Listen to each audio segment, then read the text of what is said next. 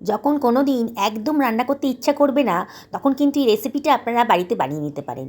এর মধ্যে আমি রোজকার যে ভাতের চাল, তার মধ্যে মুগ ডাল, মুসুর ডাল, অড়হর ডাল আর একটু বিউলির ডাল একসঙ্গে ভিজিয়ে আধ ঘন্টা মতো রেখে দিয়েছিলাম।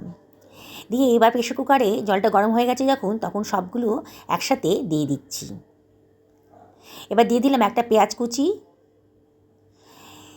এবার দিলাম একটা টমেটো কুচি, দিয়ে দিলাম 1 টেবিল চামচ মতো আদা পেস্ট, দিয়ে দিলাম 1 টেবিল চামচ মতো হলুদের গুঁড়ো, 1 টেবিল চামচ জিরের গুঁড়ো, 1 টেবিল চামচ ধনের গুঁড়ো, 1/2 টেবিল চামচ মতো লঙ্কার গুঁড়ো, আর দিলাম প্রয়োজন মতো নুন, ওই 1 টেবিল চামচ মতোই দিয়েছি। দিয়ে দিলাম 2টো কাঁচা লঙ্কা টেস্টের জন্যে, দিয়ে দিলাম 1 টেবিল চামচ মতো সাদা তেল। এবারে দিয়ে দিচ্ছি একটু দারচিনির টুকরো, সব কিছু ভালো করে মিশিয়ে নিচ্ছি। এবার প্রেশার কুকারে ঢাকনাটা আটকে দিলাম, একটা সিটি হতে দেব, একটা সিটিতেই আমার খিচুড়িটা হয়ে যাবে।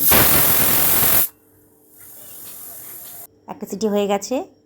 এবার কড়াইয়ের মধ্যে দিয়ে দিলাম 2 টেবিল চামচ মতো সর্ষের তেল, 2টো শুকনো লঙ্কা, 1 টেবিল চামচ মতো 5 ফোড়ন, দিয়ে দিলাম 1 টেবিল চামচ মতো গরম মশলার গুঁড়ো, আর দিচ্ছি 2 টেবিল চামচ মতো গাওয়া ঘি। গাওয়া ঘিটা দিলে রান্নার টেস্টটা খুব বেড়ে যায়। এটা ঝটপট রান্না হয়ে যায়। যেদিনকে শরীর খারাপ লাগবে কিংবা রান্না করতে একদম ইচ্ছা করবে না, সেদিন কিন্তু এই রান্নাটা করতে পারেন। আমার সিটিটা পড়ে গেছে, 10 মিনিট স্ট্যান্ডিং টাইমে রেখে আমি প্রেশার কুকারের ঢাকনাটা খুলে নিলাম। একেবারে কিন্তু সেদ্ধ হয়ে গেছে, দেখেই মনে হচ্ছে সেদ্ধ হয়ে গেছে। আমি একটু পাতলাই রেখেছি, একটু পাতলা পাতলা খাবো আজকে, সেই জন্য পাতলাই রেখেছি। এবার এর মধ্যে মিশিয়ে দিলাম তৈরি করা সম্বারটা। সম্বারটা দিলে কিন্তু দারুণ একটা ফ্লেভার বেরোতে আরম্ভ করে দিয়েছে। পুরোটা দিয়ে দিলাম, কড়াইয়ের গায়ে যেটুকু লেগেছিলো দিয়ে এবার ভালো করে নাড়াচাড়া করে নিচ্ছি।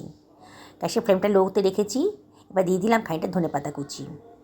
দারুণ টেস্টি হবে, পাতলা হলেও কি হবে, দারুণ টেস্টি।